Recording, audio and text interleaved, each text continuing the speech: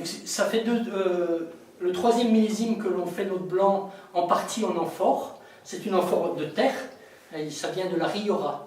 Donc ce qu'on a pu observer depuis le troisième millésime, c'est que dans une barrique, nous sommes obligés de bâtonner pour mettre les lits en suspension, pour que le vin consomme les lits, pour donner cette richesse en finale de bouche, tandis que dans l'amphore, on ne bâtonne jamais, et on s'aperçoit que les lits sont mieux consommés que dans une barrique.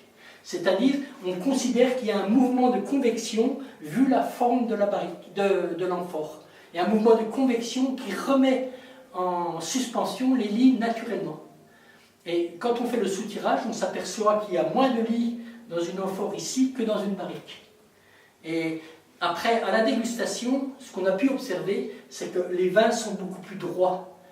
Donc on a un peu de micro-oxygénation à travers la terre, on n'a pas d'aromatisation, donc il n'y a pas de goût du bois. Donc le même vin dégusté en barrique et en amphore, là on a une partie aromatisation et les vins sont un peu plus lourdeaux, un peu plus fatigués, que là ils sont vraiment droits. Et moi je recherche beaucoup dans mes vins, beaucoup de vins droits, des vins nets, et je dirais que dans mon assemblage c'est un vrai intérêt.